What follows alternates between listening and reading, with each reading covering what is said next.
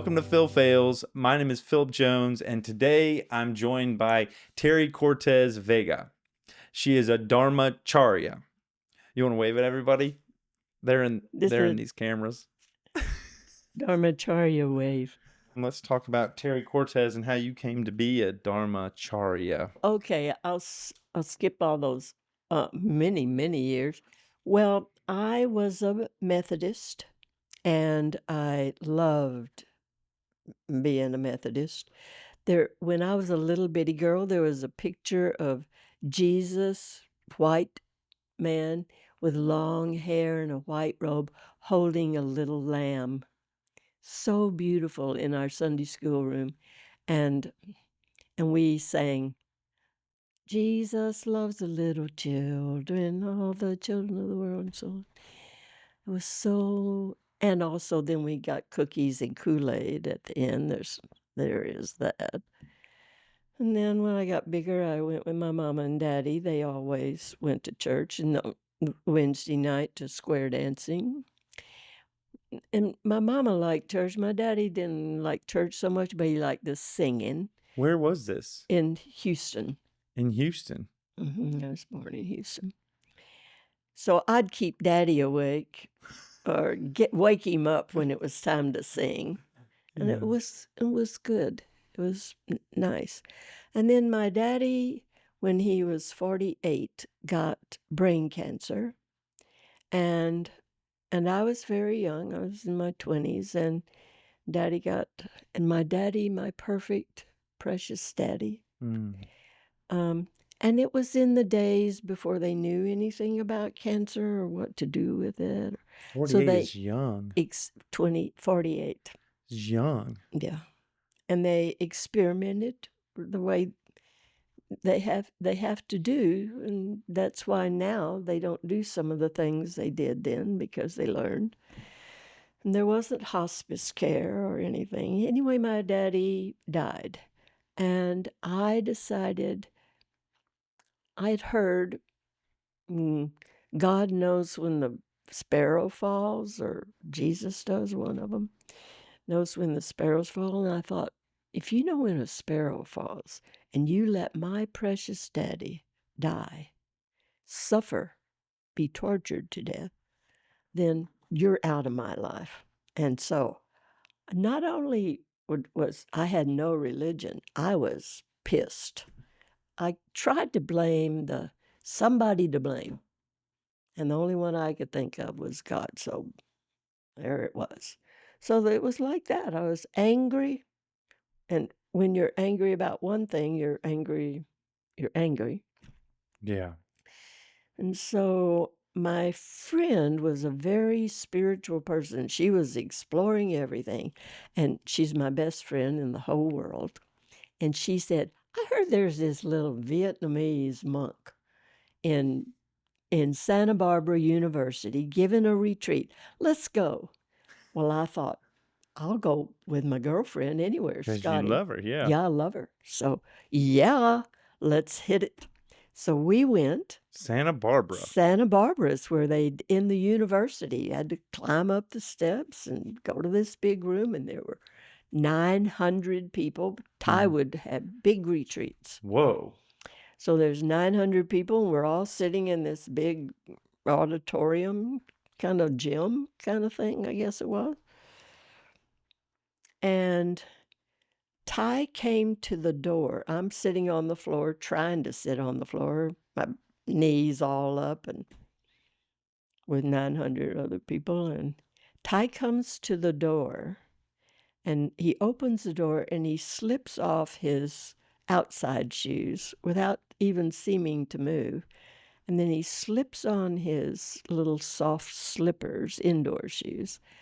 And then he floats to the podium. And he sits down at the podium, and I'm crying. I just fell in love right there. He hadn't said a word. Now, when he gave his Dharma talk, there was chanting, and the monastics were there, and it was really beautiful. And then after the chanting, Thai gave a Dharma talk, and that talk went it bypassed my brain and went straight to my heart. And his words meant everything to me, but who he was, his presence was. I fell in love.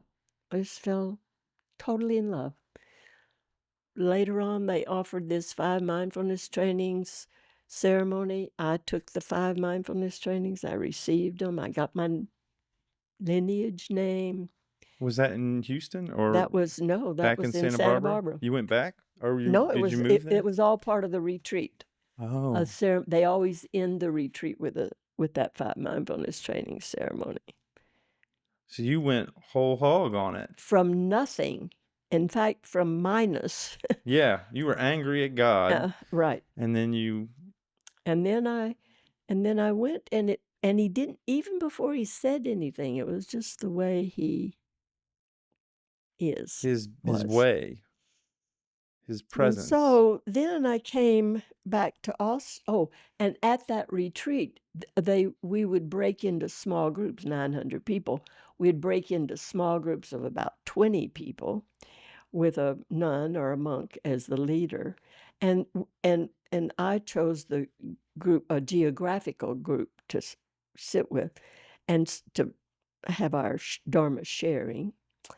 And so there was a woman there from Austin, and she said, "We have a sangha," as we talked later. "We have a sangha, you should come."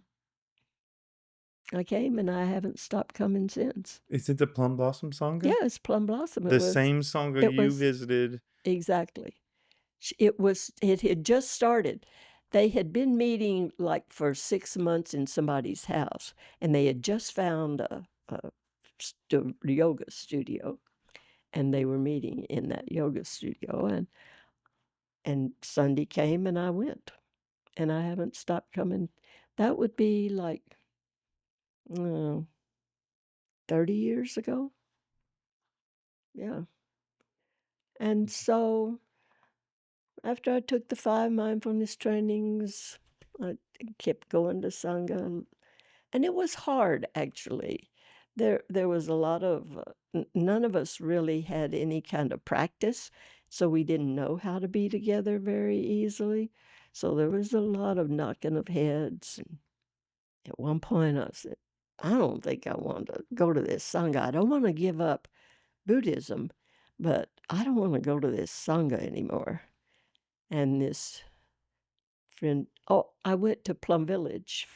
You went to France? Went to France. Because Thich Nhat Hanh was kicked out of Vietnam, Right. right? And he had to relocate to France. Right. He wasn't exactly kicked out. He left Vietnam to protest the war. Okay. To come, he met with. Well, didn't they let him come back when he got? Yeah, 40 years later. When he was sick? Yeah, they let him come back. He wasn't sick yet, but they let him come back 40 years later. They didn't want him there because they were afraid that people would adore him, which they did.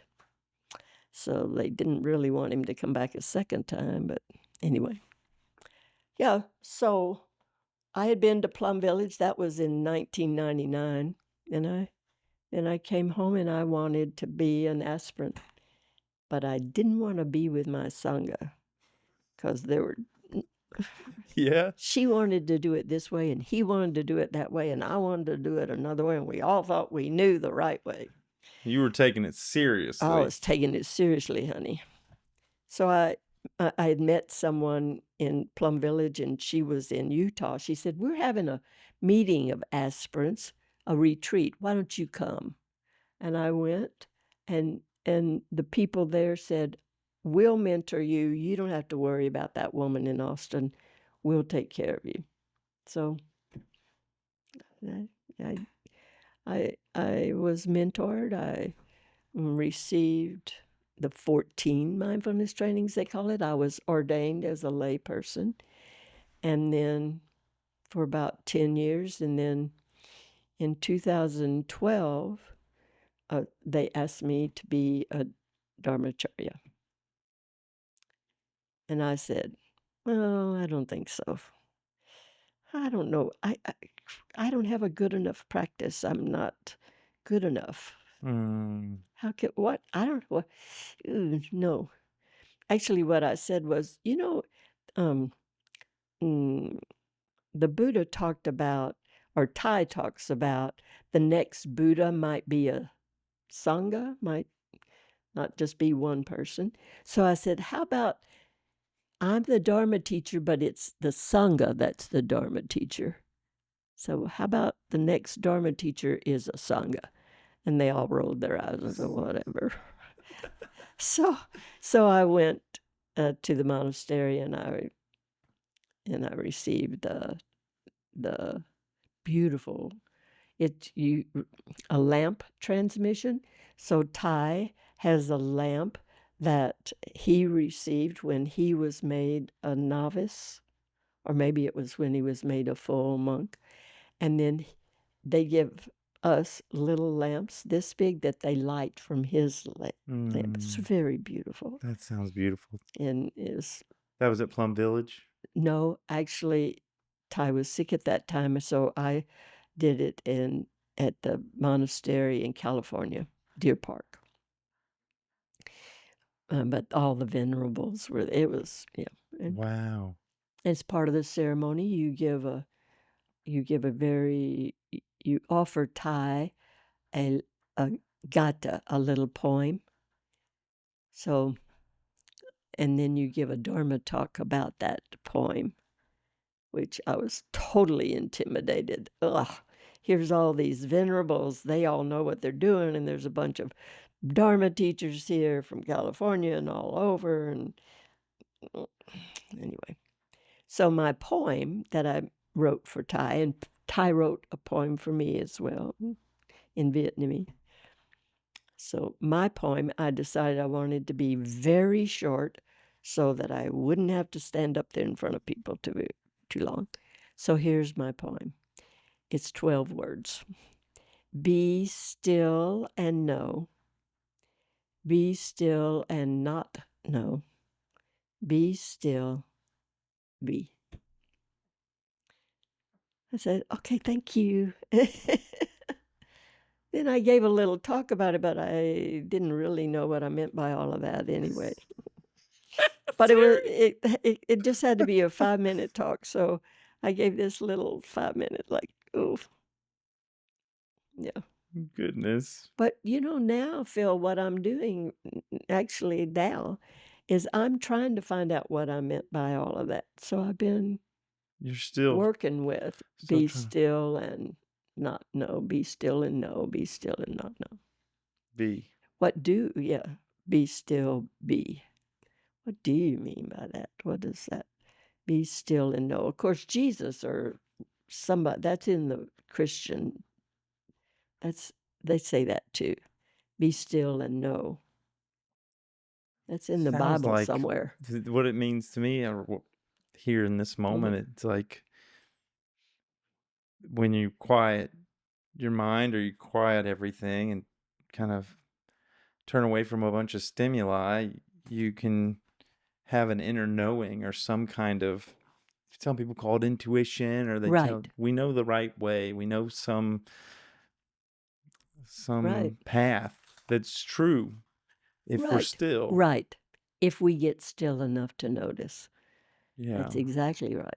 And then the next one means like, Be still and not know. I think that's being okay with uncertainty of it all. Mm-hmm. Because the knowing's not going to come in the form of like, go to the grocery store at 6. It's going to be like, well, it's going to reveal itself out of uncertainty. Right. Because the message isn't, it's kind of a direction, but it's Right. not. You have to have that faith and that trust that when the flow and the moment presents itself, you'll go with it. Right. Out of uncertainty. Right. Out of uncertainty. Out of uncertainty. Mm-hmm. And it takes a lot And of... also, it's nice to be humble now and then. We really want to know everything. Mm-hmm. We want to get the attention and admiration from what we know. Mm-hmm. And we want in control. Mm-hmm. We definitely want to control. And so be still and Not know. Just see what. There's a lot of that's the one I'm really working on the most right now. But Is not knowing. is not knowing. Because if you don't know, then you're open to a lot more than if you think you do know. Yeah. Also, there's just not knowing is allowing in the mysteries, Yeah. the miracles. Yeah. Knowing can be almost closing doors. Right. Whereas not knowing can be you're open-minded. Right. You're Well, you know, seeking. Suzuki Roshi with the Soto Zen leader, he said, don't know mind, that the beginner's Beginner's mind. mind. Yeah. The beginner's mind has all possibilities. The expert's mind has few. Because we already know, so we don't have anything else to learn. Yeah. But if we, for example, now in this divisive country, if we were to come together with each other and say, I don't know what to do, Yeah. but I care and I want goodness to come, and I keep my mind open to what you have to say, maybe something would happen. Yeah. So then what does be still, just be still, mean to you? Be still. That's the part I've pondered that a little bit. Be still, be. The first two parts seem very, there's something to Some them. action, Yeah. something to But then take. you have be still. Maybe that's the meditation of it all. Let thoughts come and I go think and so. don't need to know or not know. Just that's Be the last still. word. Be. Be. Just be. Be. Just be here. And man, do we not want to do that. No. We want to check off the boxes. We want to feel purposeful. We do not spend. If you just try to sit still and be without thinking, without solving a problem, without planning, without worrying about what, and you just be for 1 minute, it's a challenge I know. because we don't have any experience doing that. Yeah. And yet, that's who we really are. You know how they talk about don't be a human doing, be a human being. Yeah, well, how? How? Then how do I get things done? How do you get And I things don't think done? the Buddha's saying don't do anything, but he is saying sometimes just don't, without plans, without worries, without projects, just be Harry, who I you are. wonder if when you were young, were you always this type of, because it sounds like it was God through the lens of Christianity, and then it was anger, and then it was Lost in chaos. and then it was kind of through Buddhism. Was there Mhm. ever like a wild Terry when you were young, or was it always kind of focused towards some spirituality or Not focused for that, no.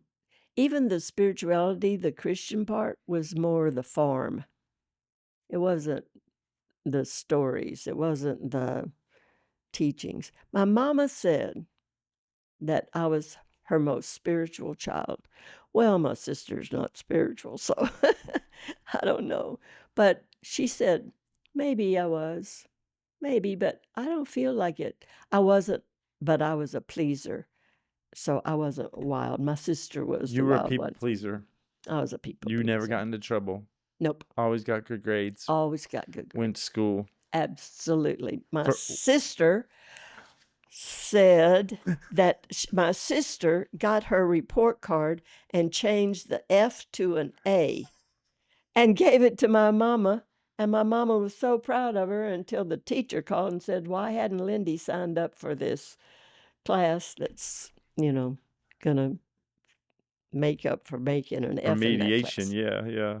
Oh. And my sister's the one that when before I got my braces, I couldn't close my lips. I had my teeth all sticking out everywhere. Yeah. And my orthodontist put that machine, took a picture.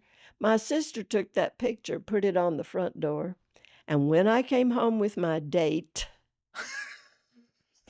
so my sister did the wild stuff. Older or younger? At 15 months younger, so we're kind of the same size. She was a She's baby. adorable.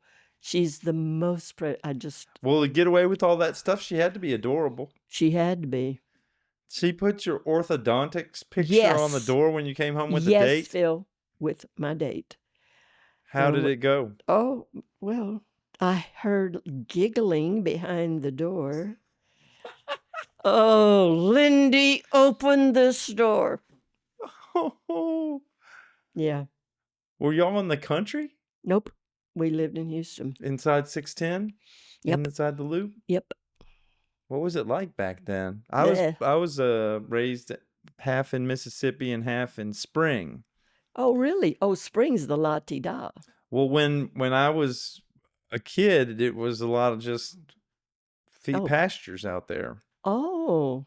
It kind of sprung up into the whole suburban thing. Fancy place. Well, that's kind of the woodlands, but yeah, maybe Spring is fancy. Spring is fancier than Oak Forest. That's where we lived. Where was Oak Forest? Well, my mama lived in the Heights. You probably know where the Heights fancy. is. Yeah, I know that's the Heights. That's fancy now. That's real fancy. But at that time, it was grandma houses.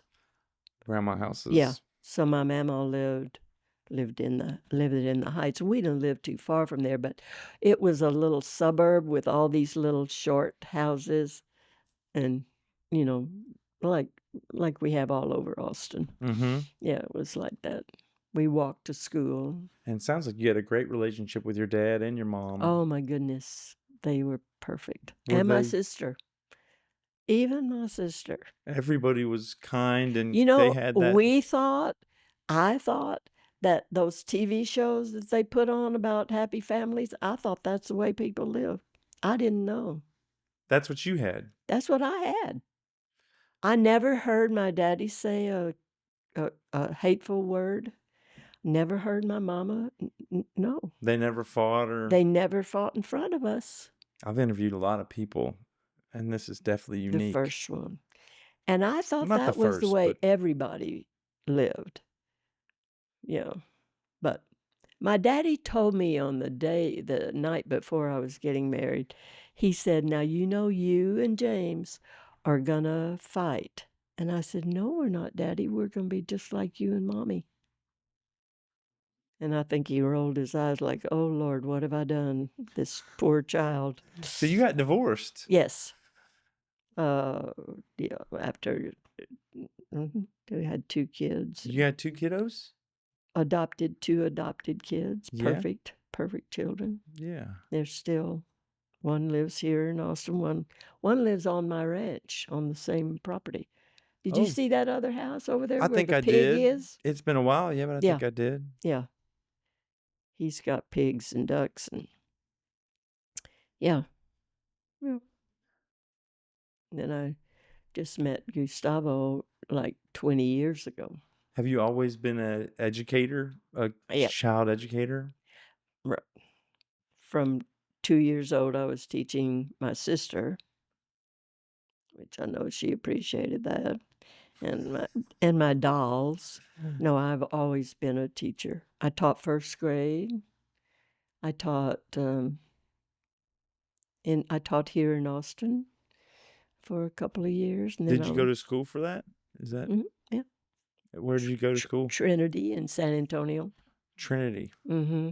Okay. Yep. And then, yeah.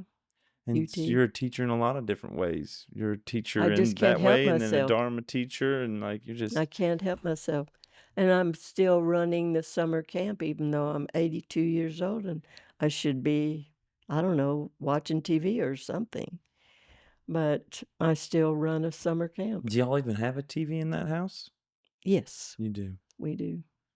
We don't watch TV, but yeah, we don't watch TV. I think... Here's how I found out I had a TV. My sister called me and said, Terry, turn on the TV.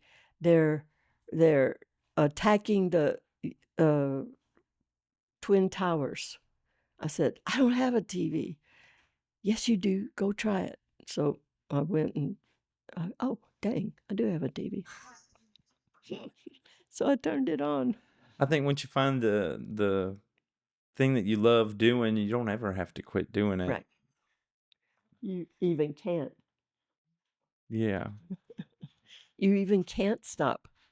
I kind of wanted to stop, but I can't because I'm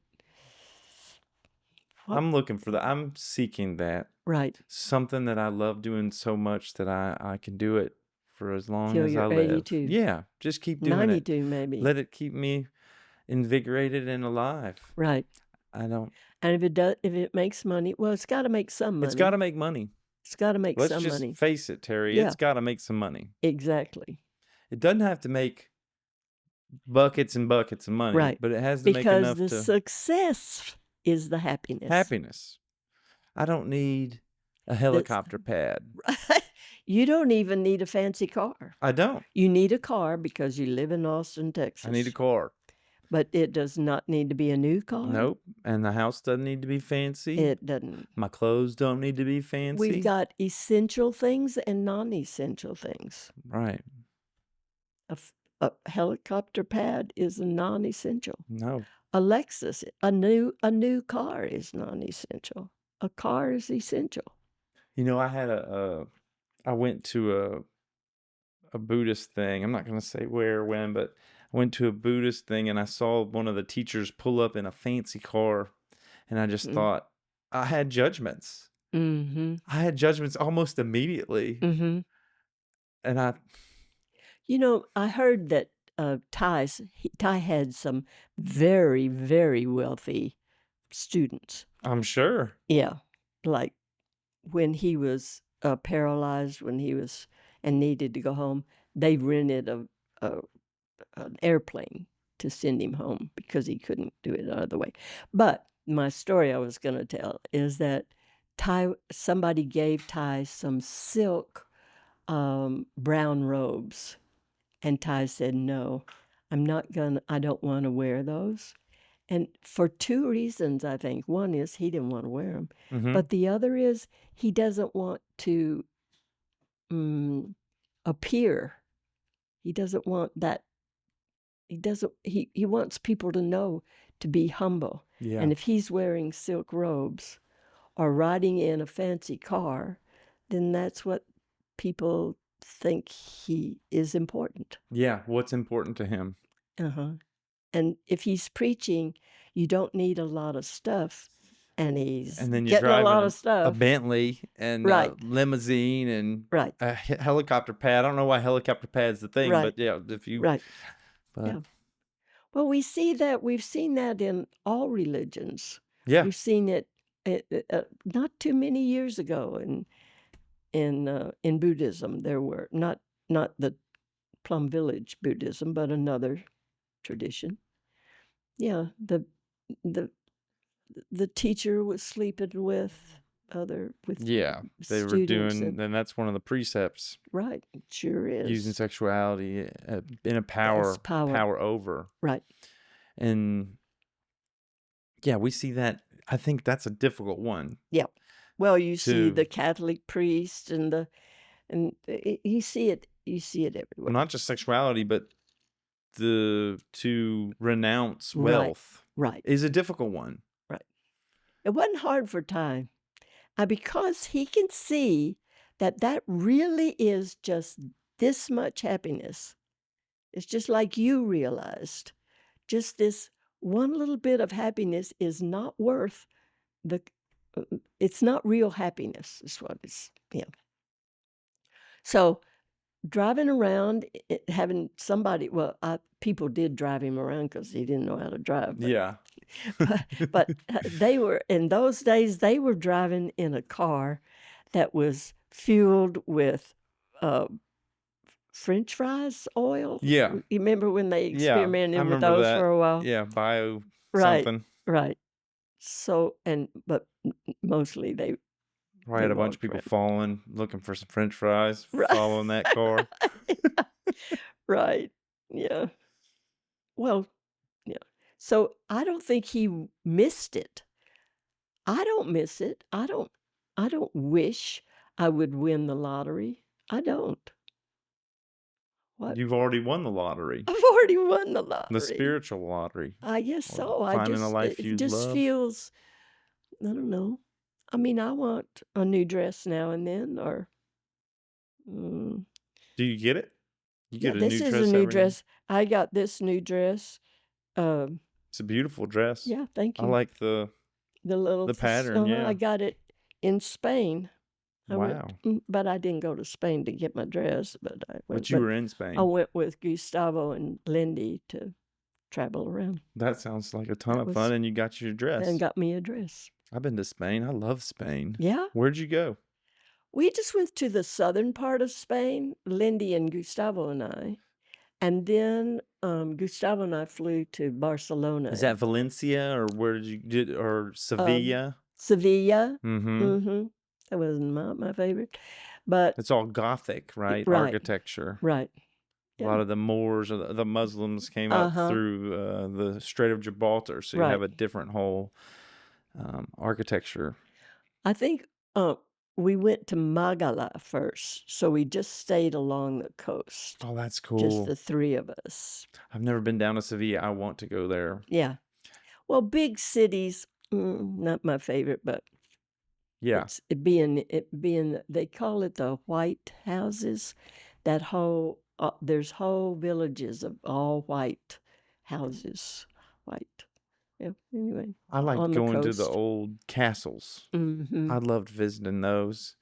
And I also like the smaller towns. I went to these small towns outside of Valencia in the kind of foothills where they had people growing oranges, and they were just small. Why were you in Spain? I was just visiting, just Just traveling. traveling around? I got my 'Cause minor in Spanish, and I wanted to use it oh, somewhere other than Mexico. yeah, So I went down there, probably for a woman, I'm sure. yeah, probably. Probably both times. Mm-hmm. I've been a couple times. Okay, yeah. Yeah, but I'm glad. I want to go back. I want to take Well, my they daughters. talk really weird Spanish. It's not like Mexican No, it's Spanish. not. When I went there and I talked the Mexican Spanish, yeah. Hola, ¿cómo estás? And that has more of a Right. grumble to it, or Estoy like a bien. yeah, estoy bien. It's more gentle or more kind of Prissy, soft. kind of. Yeah, maybe. I don't know. Yeah. Well, thank you so much for coming, Terry. Yeah, thank you, Phil. I'll foreshadow this. I'll definitely ask you to come back, and if you ever have time and would like to, I'd love to have you Okay. back and continue talking about Buddhism and Dharma and all this stuff. Okay. That'd be Yeah, wonderful. I love to talk about the teachings. I really enjoyed this. Yeah, me too. I enjoyed it too. Yeah. And this is not really my thing. I give talks to whole big groups of people, but that's not really, I don't like to be the center of attention. If I could just let the teachings go out without being there myself. But I think happens like it happened with me with Ty.